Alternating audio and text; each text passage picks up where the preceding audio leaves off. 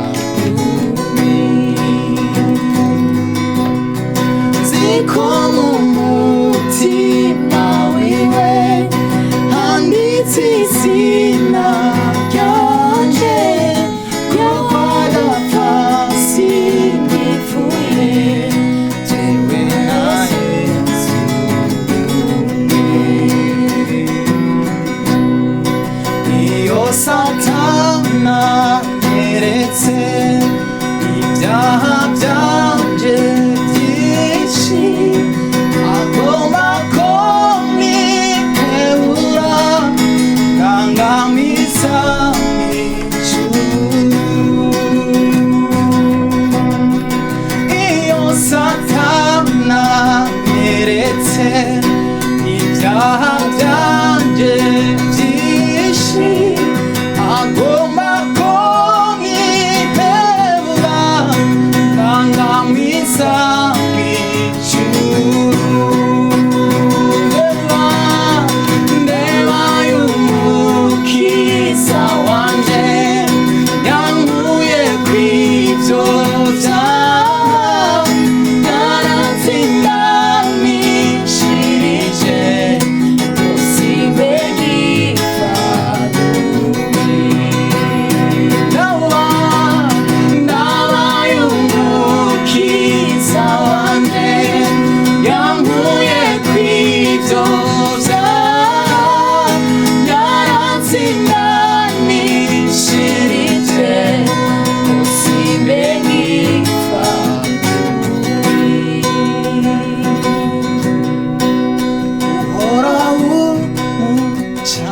camanza ambonye kw'amaraso nancira urubanza rubi anyita ugororotse uhoraho umucamanza ambonye kw'amaraso nancira urubanza rubi anyita ugororotse.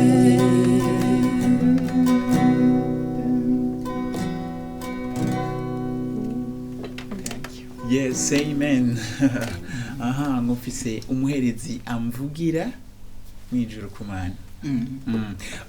Ngaruke ni Holy Sound 2021 mwaka wa bayemo ibiteramo bya buja in worship. Big for celebration. Hallelujah. Mbega umwaka wa 2022 mutanguye gute mubona gute? Umwaka wa 2022 tutanguye neza je kubinyerekeye. Umuvyeyi wacu amaze kuvuga ko ari umwaka wo kwimbura, naratanguye kwimbura cyane. Amen. Mu birere butandukanye ndiko ndimbura kandi yatubwiye ngo tuzokwimbura icyo twarinye tutari. Ni kwimbura nyene bisigura biti turiteguye kugaragaza amaresultat akomeye cyane gose mu mwaka mu karere ko guhimbaza no gutaza Imana. Aho tuzokwimbura imishaha myinshi, ibimuga bimuguruka, tuzokwimbura bivanye n'ubushobozi buri senatire buko buradukorera uyu mwaka. Rero abahimbaji abakeneye kubona ibendera ry'Imana ryaduze mu guhimbaza mu Burundi, karibu cyane gose 2022 dufashanje namwe duhimbaze gospel mu Burundi duge. Abahimbaje mu Burundi bariko barakora cyane gose, ariko barakora ba supporting hanyuma tutangure guhimbaza dukoresheje impemu y'abarundi. Je rero kuno mwaka novuga yuko bizo bintu bikomeye cyane gose, aho ndazi hazokogwa ibiteramo bitandukanye, aho umuntu azosubira kumva ihema rya Dawidi ka kanovera k'Imana kagarutse mu gihugu cyacu. Je kubganje niko ndabibona gose. Amen amen. Yes, turacari mu kiganiro Himbaza turi kumwe na Yannick hamwe na Belyse wo mugwi ni Holy Sound. Reka tubasabe kugira ngo badurongore mu yindi ndirimbo tubone duhimbaza Imana. Nizera cyane ko kino kiganiro kiko kirabaha kugira ibihe byiza. Thank you son.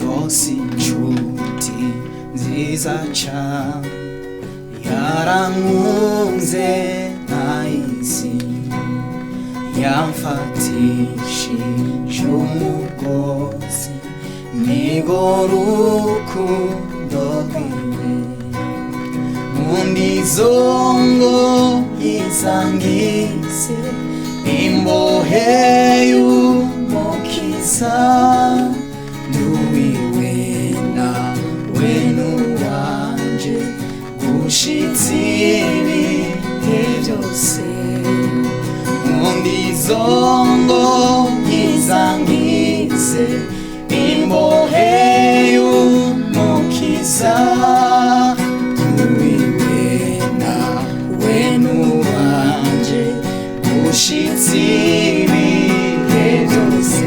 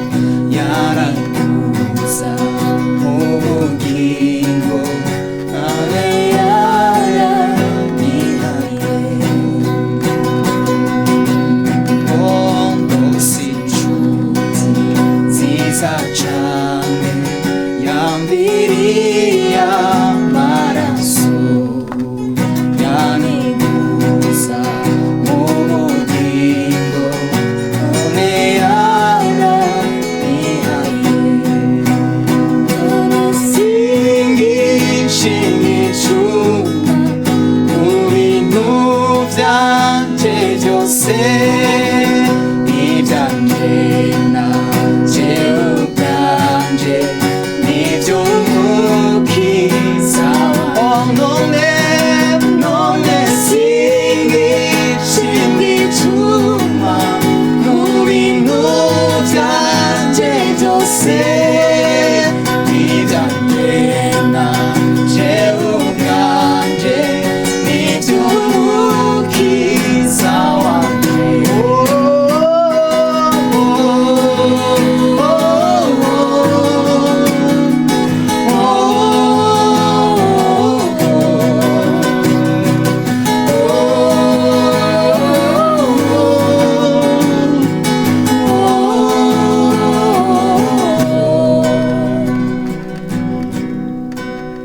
ndose inshuti nziza cyane umujyanama wanje andongora onja hose aniza umwansi wanje ntarupfu canke ubugingo canke abamarayika nabiriho nabizoza vyonandukanya narupfu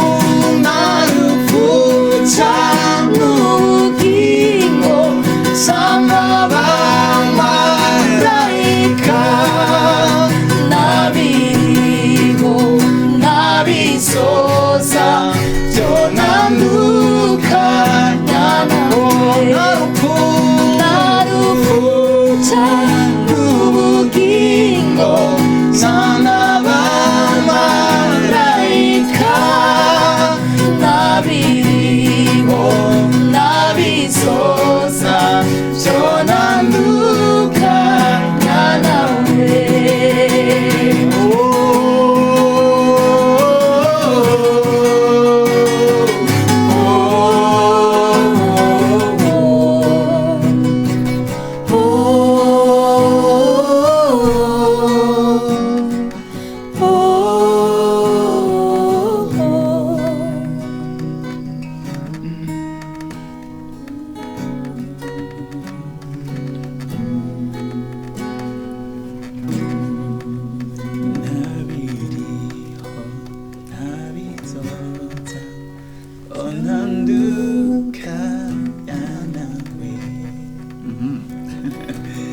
Yes. Amen. Yes. Amen. Ngo ntabiriho ntabizoza. Wow. Mbiga ibanga umuntu yakoresha kugira ngo nk'umwaka wa 2022 bon amentere umuriro wo guhimbaza mu buzima bwiwe. Byo biri ibanga rya mbere je novuga rikomeye cyane gose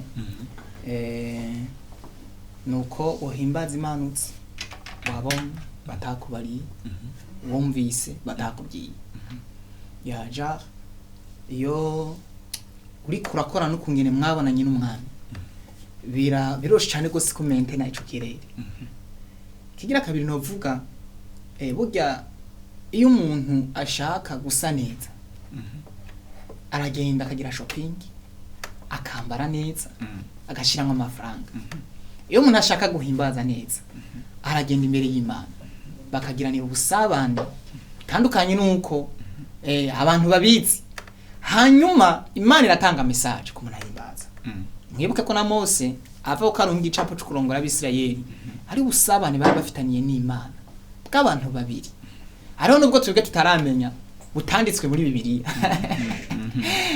mugabo gusa ico tuzi ni kimwe one day abantu byarase ko baraba Mose kubera iki kubera ubwiza yarafise avuye imbere y'Imana gatuma abantu batoshwa kuresista kumuraba bisigura biti rero kugira ngo umuntu aduze calibre cyane ashika ku bintu bikomakomeye cyane gose ibanga niryo nyene kubenyerekeye no bavyo no kugira araheze gose sinzi nka beri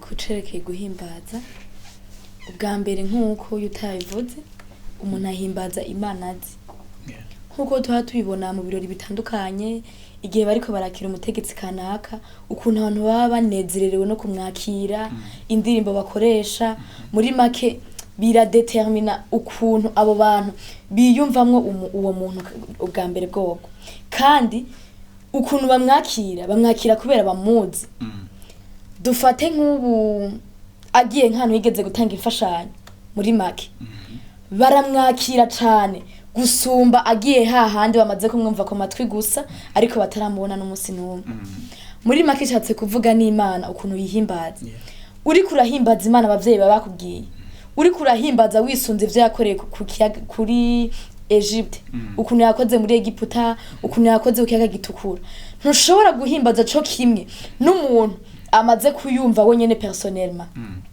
ntushobora guhimbaza co kimwe n'umuntu ayihimbaza yisunze ivyo yakoze ku buzima bwiwe wenyene yayibonye ukuntu yakoze kuri wenyene apana kuri naka oya kuri wenyene yifitiye igishinga ntaye kuri wenyene muri make rero ibanga riri mu guhimbaza ubwa mbere tuzi ko duhimbaza Imana ifite ubunini bikomeye cyane ise ukuntu twoyivuga bitandukanye mpora mbona muri make ikintu twemenya nk'abahimbaji abahimbaji bariko barankurikirana muri make duhimbaza Imana tuzi tumenye ubunini bwayo n'uburemere bwayo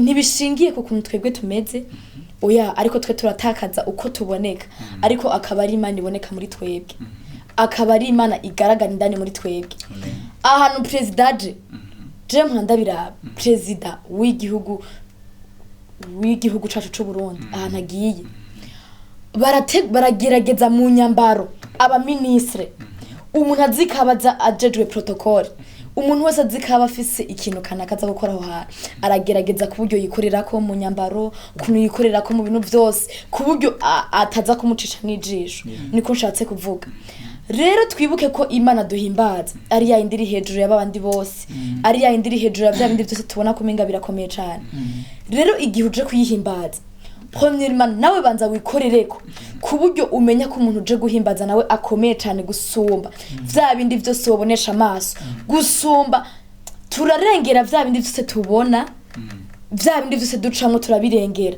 ariko tugaca bugufi tugaha icubahira Imana tukaza n'umutima uciye bugufi tutitaye kuri vya bindi vyose ariko tumenya yuko ivyo dukora vyose biba biri munsi y'Imana tuje guhimbaza ikindi naco biraryoshe umuhimbaji wese naho utabura bitangura gukompoza indirimbo zawe ariko biraryoshe mu gihe uri kurahimbaza indirimbo wo uzi situation wari urimo igicapo wari urimo uri kurayihimbaza urumva ko yibayeho kuko ari wewe wari uzi igihe wayikora ahantu mwari muri wowe n'Imana yawe ego nivyo numva novuga vyinshi dufite vyinshi twovuga ku Mana kuko igihe uri kurayivuga igihe uri kurayihimbaza biba ari vyinshi cyane ni woronka ukuntu yivuga rimwe na rimwe ucamva umenga woririmba rimwe na rimwe ucamva umenga wosenga ariko bon nico numva novuga amen nuko yes ngo duhimbaza Imana tuzi tugwiza umwanya wo kumenyana nayo muri 2022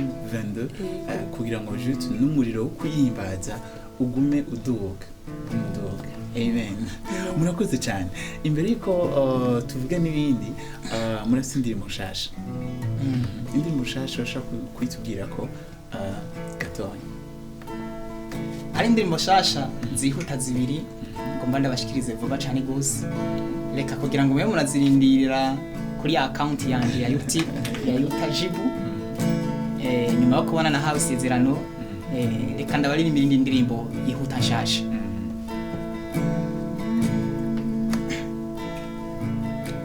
ahala uvuga ukamengo biraheze ariko karindi jambo ryawe Imana urakomeye hara ukora ukamengo urahejeje ariko ibikorwa byawe Mana byamara gaheta hara uteba ukamengo ntibizoshika ibuka isezerano wakuzu nganwe kurundi zovuga uburyo ukora aho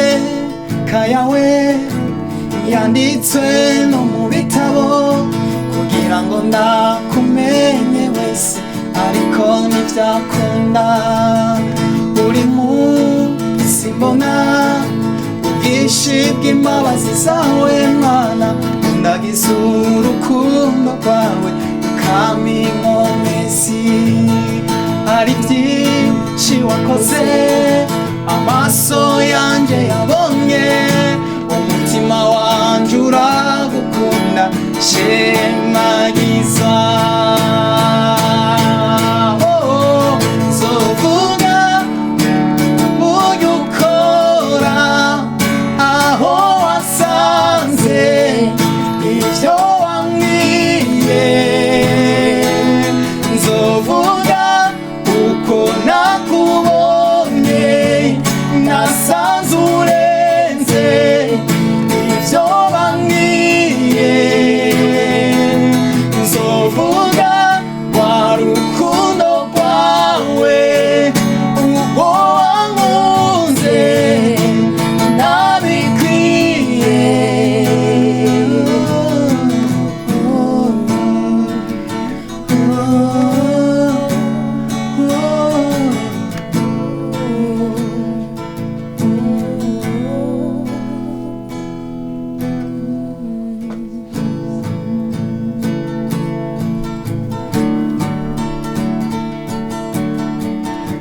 ukuntu umuco warasiye mu mwiza gihe waboneka ubwami bwawe bwahinduye amateka y'isi no kurakirwa ukuntu watetereje satani kubw'umusaraba ingoma yabera warayiharaniye kugera no gupfa wakuye umuvumo w'urupfu wajanjaguye ca gisato wazanye ubwami bw'umuco nzoshinga ibendera ryawe aho ndi wakuye umuvumo w'urupfu wajanjaguye ca gisato wazanye ubwami bw'umuco nzoshinga ibendera ryawe aho ndi.